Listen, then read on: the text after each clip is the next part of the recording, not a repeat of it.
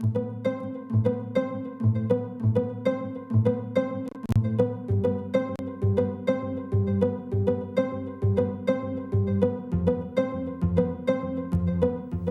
buenas tardes, bienvenidos este miércoles 16 de junio a la UNAM Responde. Los saludamos con mucho gusto hoy, que es nuestro programa número 300. Por supuesto, este ha sido un reto lleno de aprendizajes, lleno de responsabilidades, un reto que hacemos con mucho gusto día con día, todas y cada una de las personas que estamos aquí en las instalaciones de TV UNAM, pero también quienes trabajan desde casa y pues a quienes lo han hecho posible, desde nuestros invitados, las autoridades y por supuesto gracias a todos y cada uno de ustedes que nos han seguido desde el principio de nuestras transmisiones hace ya casi 15 meses. Gracias por seguir haciendo lo posible, por seguir haciendo juntos este programa y pues gracias por acompañarnos.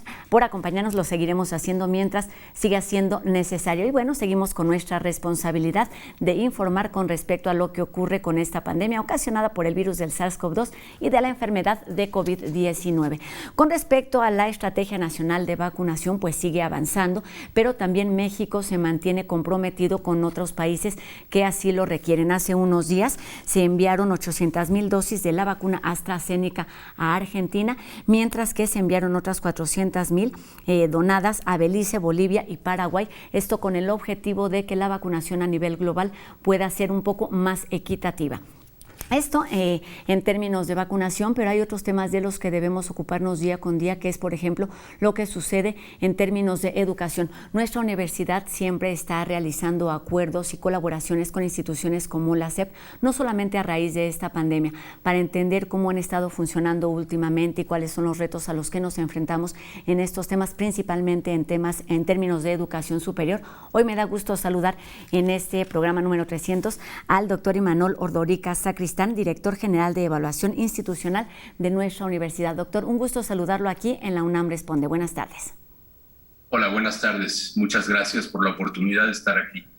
Pues sabemos que uno de los pilares de nuestra universidad es la docencia, doctor, y bueno, la educación superior, sabemos también, está en transformación. ¿Cuál es la experiencia a raíz de su puesto, de todo este trabajo que se está haciendo o que se ha hecho durante la pandemia? ¿Cuál es la situación, el panorama de la educación superior en nuestro país, hoy que estamos a mitad del mes de junio y que está terminando otro ciclo escolar de forma poco convencional? Bueno, tenemos una condición como el resto de la sociedad, de enorme incertidumbre frente a nosotros de qué es lo que va a ocurrir. Arrastramos problemas que vienen de antes de la pandemia, una enorme desigualdad, la incapacidad para dar cobertura de educación superior a todas las y los estudiantes que solicitan su ingreso a las instituciones. Tenemos condiciones de desigualdad también en términos de la calidad y las oportunidades que cada institución presenta para jóvenes, hombres y mujeres de nuestro país. Tenemos los problemas de equidad de género y de violencia de género en las instituciones que justo antes de la pandemia estaban marcando muchísimo la agenda de la educación superior en México, y tenemos un contexto institucional recientemente modificado con la aprobación de la Ley General de Educación Superior en el mes de abril, que establece nuevos compromisos, nuevos retos para la educación superior. Por ejemplo, la de cumplir con el enunciado del artículo 3 de que la educación superior pública tiene que ser gratuita y obligatoria, que es necesario que el gobierno destine los recursos suficientes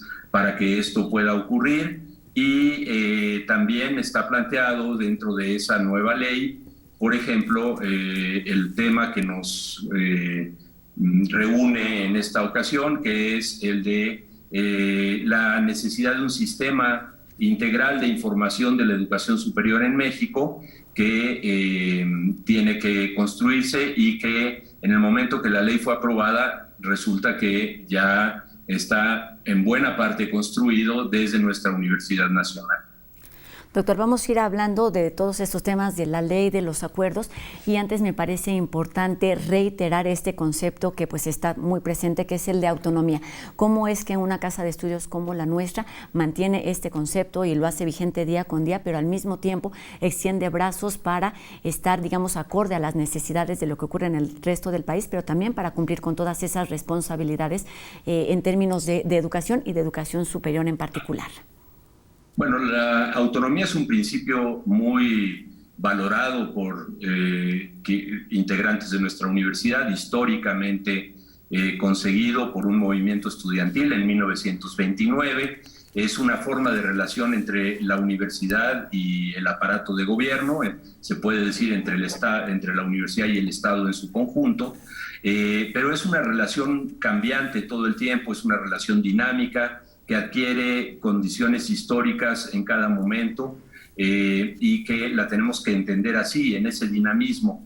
Durante muchas décadas la autonomía se entendió como una especie de licencia para los grupos de poder universitario de controlar las finanzas, los recursos, las decisiones al interior de las instituciones. Pero hay una visión distinta de la autonomía, que es la idea de que la autonomía es la independencia que tiene la universidad para ocuparse de los problemas de la nación y del mundo con una absoluta independencia, para elegir aquellos temas que tienen que ver con la realidad nacional y para intervenir presentando alternativas, haciendo planteamientos críticos, en fin, desarrollando a partir del conocimiento que investigamos, que transferimos a estudiantes en la docencia, que proyectamos hacia el conjunto de la sociedad, transferir ese compromiso social de la universidad que tiene que ser creciente y cada vez más profundo, ¿no? Así creo yo que es importante entender la autonomía para que el conjunto de la sociedad asuma como suya esta forma de relación entre la universidad y los poderes públicos y le dé a la universidad la legitimidad que necesita para desarrollar sus tareas de manera adecuada. Una forma muy clara de entender por qué la UNAM es la Universidad de la Nación, doctor, y en este sentido, pues diseñar, contribuir y desarrollar son algunos de los objetivos de este acuerdo que se firmó recientemente con la SEP. Platíquenos en qué consiste la CIES y cuáles son sus objetivos a corto, mediano y largo plazo, doctor.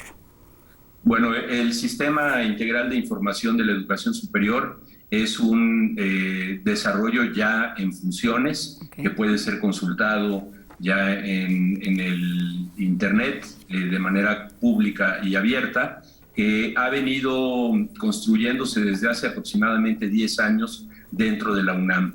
Tiene como antecedentes el estudio comparativo de universidades mexicanas y un explorador que permitía consultarlo y permite todavía consultarlo en línea, también de manera pública y abierta. Un trabajo que se ha desarrollado con otras universidades públicas a partir de este estudio comparativo desarrollado en la UNAM para ir construyendo un sistema de información de la educación superior y finalmente en esta administración pública una confluencia con la Subsecretaría de Educación Superior en la dirección de integrar un sistema nacional que fuera avalado por la SEP y utilizado por la SEP para hacer una lectura de qué es lo que pasa en la educación superior en México, en todos sus subsistemas, que son varios, universidades federales, universidades públicas de los estados, que son las tradicionalmente autónomas, universidades públicas de cooperación solidaria, que las hay también en los estados, universidades tecnológicas, institutos tecnológicos, universidades interculturales, en fin, es una gama muy amplia de instituciones. Sobre todas estas tenemos reportes específicos como subsistemas, como instituciones en lo particular, para conocer el tamaño de su matrícula, la composición por sexo de la misma matrícula, los índices de titulación, de egreso, las publicaciones académicas de las diferentes instituciones, las patentes solicitadas y obtenidas, las revistas que mantienen, en fin, es una gama muy amplia de rubros informativos que van a permitir un mejor conocimiento de la educación superior en el país y por lo tanto tener una mejor base para tomar decisiones sobre lo que ocurre y lo que debe ocurrir en el futuro en la educación superior. En México, particularmente la pública. Acaba de tocar dos puntos importantes que iba a preguntarle en los minutos siguientes y no sé si hay algo que decir sobre estos temas. ¿Cuáles son, además de la matrícula de los géneros que están aquí inscritos en nuestras instituciones de todo el país en la educación superior, cuáles son esos aspectos que se toman en cuenta y por qué esta información, doctor, es importante no solamente recabarla, sino procesarla para que se pueda poner al alcance de quienes así lo requieren, con el objetivo de crear acciones, que es lo que se busca, me parece, con esta colaboración y con los demás trabajos que se hacen dentro y fuera de nuestra universidad? Bueno, el propósito de la UNAM al construir los primeros sistemas de información fue contrastar estos sistemas proveyendo información con datos duros frente a toda esta dinámica de los rankings internacionales, que lo que hacían era dar calificaciones, listas jerarquizadas de universidades a nivel mundial, o hay algunos rankings también en México de algunos medios de comunicación, que lo que hacen es dar una especie de 1, 2, 3 de las universidades, que sirve para muy poco. No dan información explícita sobre las instituciones, están muy centrados en los temas de investigación. O incluso sobre los parámetros que se consideraron, doctor. Sí, o sea, estos parámetros que son más asociados a la circulación internacional de conocimientos que al desempeño propio de las instituciones, y mucho menos a cada uno de los programas de las instituciones, ¿no? Programas de licenciatura, maestría, doctorado, etc.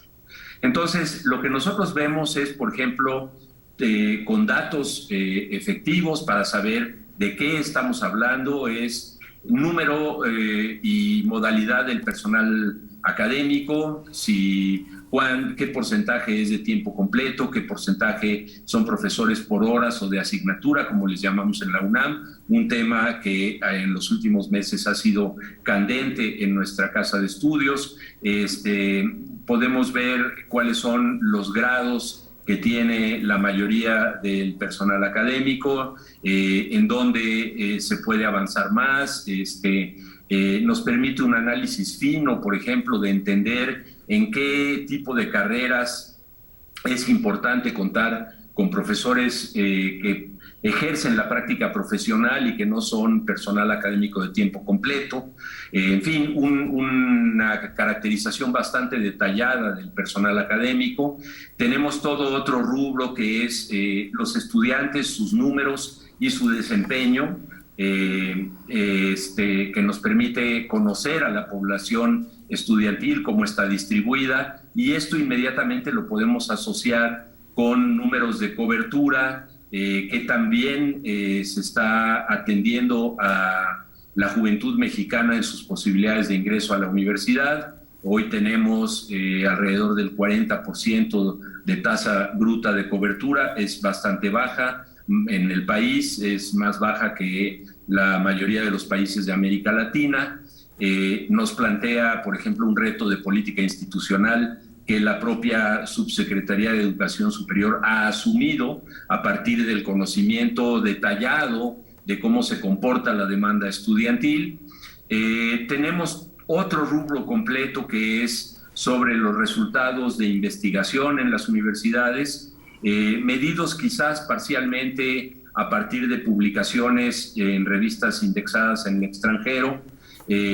También temas de vinculación universidad-sociedad, empresa, con el tema de patentes, derechos de autor. En fin, todo este tipo de rubros de información están contenidos en el sistema. Y la idea fundamental es que esto sirva para tres propósitos principales. Número uno, transparencia, poner en manos de la sociedad mexicana la información pertinente para que puedan juzgar el comportamiento de nuestras instituciones de educación superior. Número dos, autoconocimiento de las instituciones y del sistema en su conjunto. Y número tres, planeación y toma de decisiones. Estos serían los objetivos principales del sistema.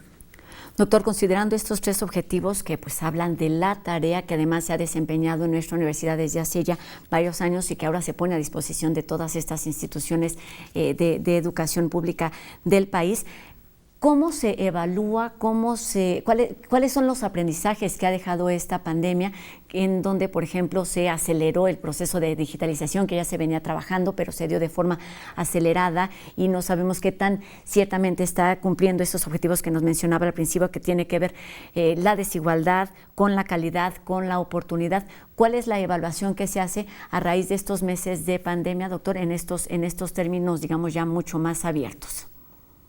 Bueno, yo creo que las enseñanzas son varias, no son necesariamente muy afortunadas.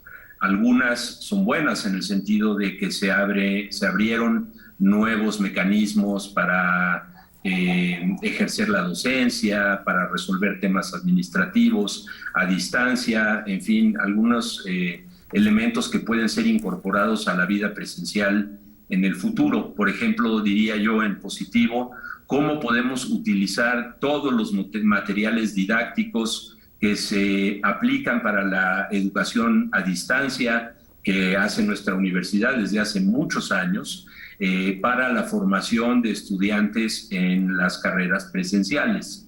Sería algunas de las cosas que se experimentaron con más o menos éxito. Yo creo que algo que hay que decir es que la educación superior en el país y nuestra propia universidad es muy heterogénea. Las necesidades y formas de funcionamiento de cada una de las carreras y facultades o escuelas en las que se encuentran son diversas, y que esto ha sido, no es que no se conociera antes, sino que su impacto se ha magnificado, como muchos otros problemas que han sido acrecentados por la pandemia. Ya hablamos del tema de la desigualdad, pero yo creo que ese es el tema central que la pandemia ha vuelto a poner en la discusión universitaria, es la desigualdad existente entre el sector académico, por ejemplo, las desigualdades existentes entre estudiantes, algunos de los cuales parecería increíble, buen número, casi un 30%, no tienen condiciones tecnológicas de infraestructura suficiente, de conexión al Internet o de equipos de cómputo para hacer un seguimiento de la docencia en línea, ¿no? Entonces, una de las tareas que tenemos por delante es hacer una buena medición y evaluación de cómo fue la atención que pudo dar la universidad a sus estudiantes en este periodo de pandemia, porque hay un abandono muy grande, condiciones muy difíciles para, por ejemplo, personal académico femenino, las tareas de las mujeres en el hogar, con hijos, con mantenimiento del hogar, con la necesidad de atender estudiantes, se han vuelto muy difíciles. Ese es otro ámbito de diferencias, digamos, desigualdades entre sectores universitarios. Creo que ahí está uno de los temas centrales y un tema que no hemos abordado todavía de manera completa para diseñar esto que le llamamos un modelo híbrido de universidad, que se ha vuelto una palabra, lo de la hibridación universitaria, o un concepto que está todavía muy laxo, muy vago, muy por definir. ¿Cómo vamos a regresar en el siguiente semestre? Vamos a regresar con unos cuantos estudiantes de forma presencial, los cursos se impartirán desde las aulas para quienes no están accediendo en ese momento al aula, aunque su acceso pueda ser rotativo. Vamos a tener cámaras y micrófonos en todos los salones de clase de la universidad. Podemos hacer esto, existen los recursos necesarios para montar un sistema de esta envergadura. Creo que todo esto está todavía en el terreno del diseño y del análisis para los próximos meses que va a vivir nuestra universidad. Efectivamente, doctor, quedan todavía varios puntos por resolver porque tiene que ver además con no solamente cuestiones académicas, sino también con recursos humanos, con infraestructura, con cuestiones financieras. Y en este sentido, para terminar la entrevista, me gustaría que nos hablara, quizá ya lo hizo también a lo largo de esta última pregunta, hablando de la responsabilidad de la UNAM como una de las instituciones educativas más importantes del país, con respecto al ejemplo que puede dar para el resto de las instituciones, no solamente en cuestiones académicas, sino en este tema de ofrecer transparencia y armar planes, hacer una evaluación de lo que está sucediendo a través o a raíz de convenios como este, doctor.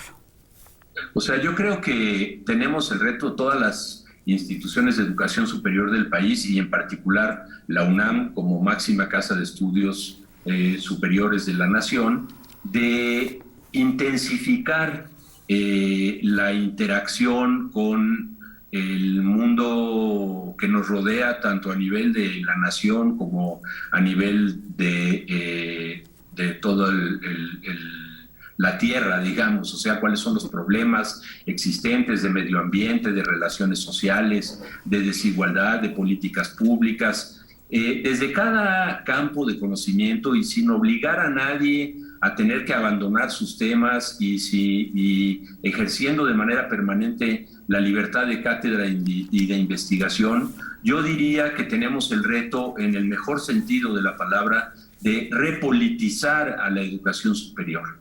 Repolitizarla en el sentido de asumir un papel mucho más activo en la discusión de las políticas públicas, en la discusión de las alternativas nacionales, en la discusión de los grandes temas que polarizan y que se debaten en la sociedad mexicana. A mi juicio, ese ejercicio de repolitización es el que fortalece de mejor manera nuestra autonomía y nuestra vinculación, cercanía, compromiso y responsabilidad social. Pues es una tarea que no parece sencilla, parece una tarea compleja, considerando además que en el país hay alrededor o poco más de 4,000 instituciones públicas en este nivel. Son muchos los lazos que se deben entender, pero siempre hay algo que hacer y lo más importante es reconocer la situación en la que estamos a partir de toda esta información que se da a conocer, que se reúne y que se pone a disposición de quienes pueden tener acciones concretas que beneficien a los universitarios y a la sociedad en general. Doctor Imanol Ordorica Sacristán, director general de Evaluación Institucional de nuestra universidad. Muchísimas gracias por estos minutos y mucho éxito en todos estos trabajos colaborativos e internos de nuestra casa de estudio, justamente a raíz de esta pandemia que nos ha cambiado, como pues sabemos, pues muchísimas dinámicas, una de ellas la forma de aprender y de enseñar también. Doctor, gracias. Gracias por la oportunidad de estar contigo y con tu auditorio. Muchas gracias, doctor. Un gusto hablar en verdad de todos estos retos de los aprendizajes que tiene que ver con uno de los pilares de nuestra universidad, que por supuesto es la docencia. Y tenemos más información aquí en la UNAM Responde. Vamos a escuchar a ver qué tienen que decirnos los chicos de No Memes, que hoy nos habla sobre una de esas tareas que nos han quitado quizá muchas horas, pero también nos ha dado mucho placer, el Tetris.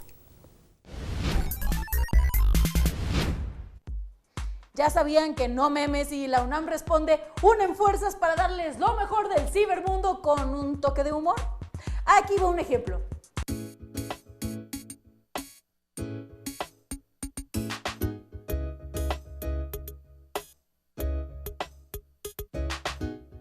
En No Memes nos enorgullecemos de conmemorar los eventos geek más exitosos.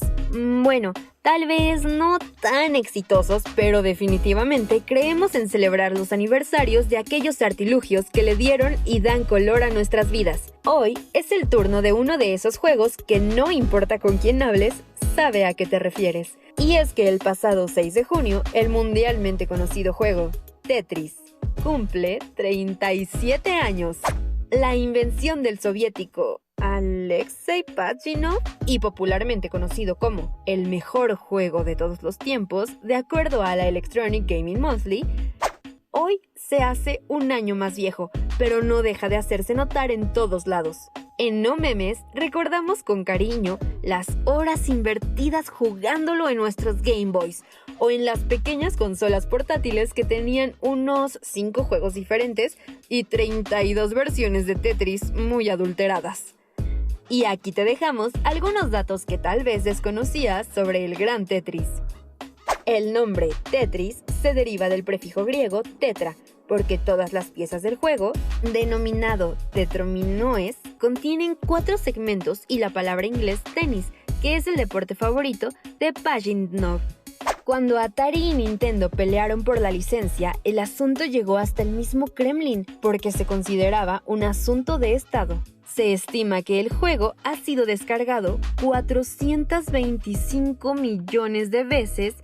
Eso es como si toda la población de Paraguay descargara el juego 60 veces. Esto no tiene nada que ver con el Tetris, pero nos pareció pertinente recordarles que Paraguay existe. Existe un campeonato mundial de Tetris que fue dominado casi totalmente en 7 de las 10 ediciones del torneo por el americano Jonas Neubauer. Lamentablemente, el señor de Albacete falleció en enero de este año y dejó el legado de sus 7 campeonatos y un récord mundial accidental al anotar 300.000 puntos en 1 minuto 57 segundos. Hoy lo recordamos a él y al juego con el que hizo historia. Cuéntanos en los comentarios cuál fue tu puntuación más alta en el Tetris. Te estaremos leyendo y no olvides sintonizarnos en el próximo No Memes.